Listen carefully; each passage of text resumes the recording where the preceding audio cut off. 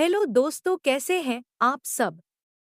उम्मीद करती हूँ अच्छे और मस्त होंगे। प्यारे दोस्तों, आज की कहानी है एक घर में तीन रसोई। संयुक्त परिवार भारतीय समाज की एक पहचान है, जहाँ कई पीढ़ियाँ एक ही छत के नीचे रहती हैं। हालांकि ऐसे परिवारों में प्रेम और सहयोग के साथ साथ टकराव और मतभेद भी होते हैं। यह कहानी एक ऐसे परिवार की है जिसमें एक ही घर में तीन रसोई बन गई।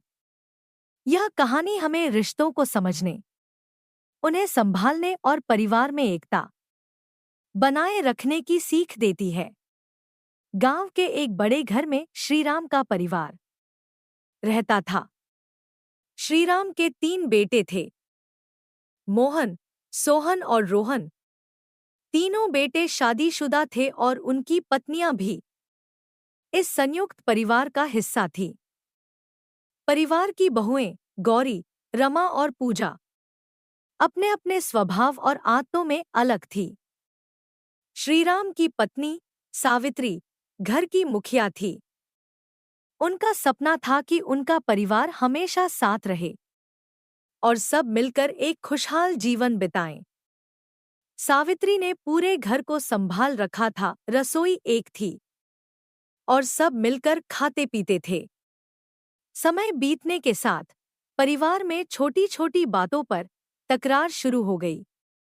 बहुओं के बीच रसोई के काम को लेकर विवाद बढ़ने लगा। गौरी कहती, मुझे सुबह जल्दी उठकर नाश्ता बनाना पड़ता है, बाकी लोग मदद क्यों नहीं करते।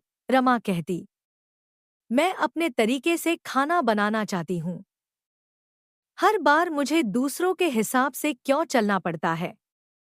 पूजा ने भी अपनी शिकायत जोड़ी, हर कोई मेरे बनाए खाने की आलोचना करता है। अगर ऐसा ही है तो मैं अलग से खाना बनाऊंगी। एक दिन गौरी ने फैसला किया कि वह अपने लिए अलग रसोई बनाएगी। उसने कहा, मैं अपने परिवार के लिए खुद खाना बनाऊंगी, इससे किसी को शिकायत नहीं होगी।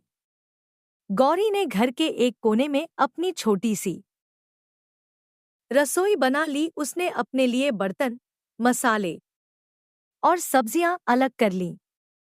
गौरी की देखा-देखी रमा ने भी अपनी अलग रसोई बना ली। उसने कहा, अगर गौरी अपनी रसोई में खाना बना सकती है तो मैं भी अपने तरीके से खाना बनाऊंगी, इससे बहस खत्म हो जाएगी।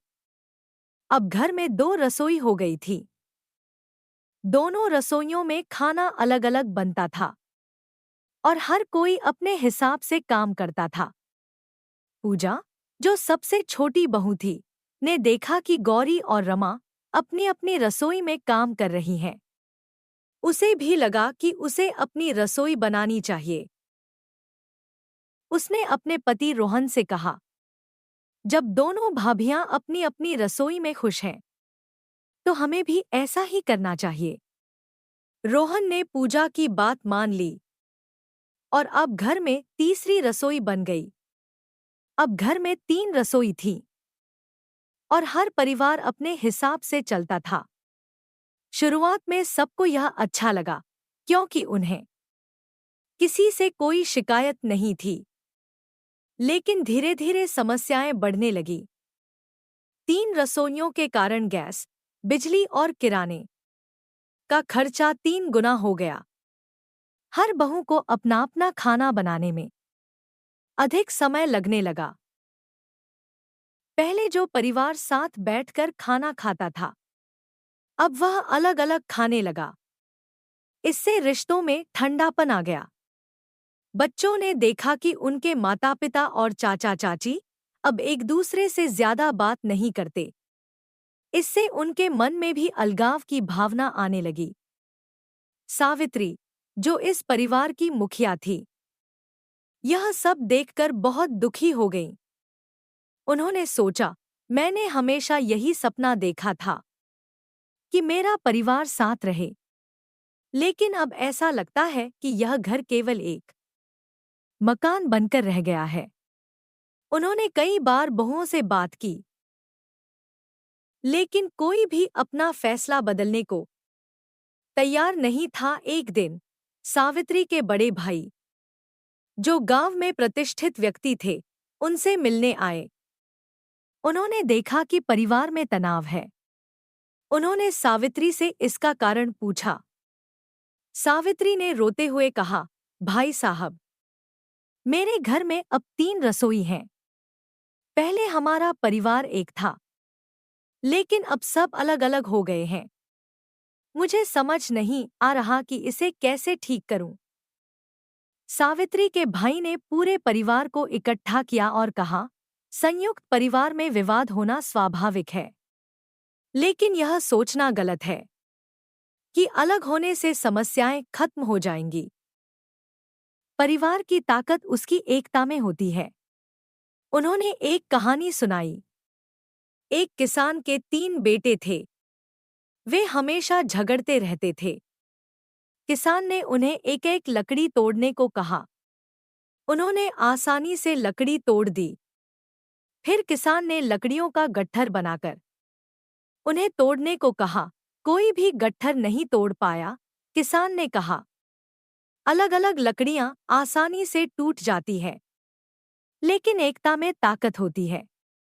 सावित्री के भाई की बात सुनकर बहुओं को एहसास हुआ कि उनकी आपसी टकराव ने परिवार को कमजोर बना दिया है। गौरी ने कहा, मांग जी, मैंने अपनी सुविधा के लिए रसोई अलग की थी, लेकिन अब मैं समझती हूं कि इससे हमारा परिवार टूट गया। रमा ने कहा, मैं भी अब इस बात को समझती हूं। हम सब मिलकर एक ही रसोई में काम करेंगे। पूजा ने भी अपनी सहमति जताई। अगले दिन से घर की तीनों रसोई एक हो गईं। अब परिवार ने फिर से साथ खाना बनाना और खाना शुरू कर दिया। बहुओं ने आपस में काम बांट लिया। गौरी नाश्ता बनाती, रमा दोपहर का खाना और पूजा रात का। अब परिवार फिर से खुशहाल हो गया। बच्चे भी अब सबके साथ खेलते और खाते थे। सावित्री ने राहत की सांस ली और अपने भाई का धन्यवाद किया।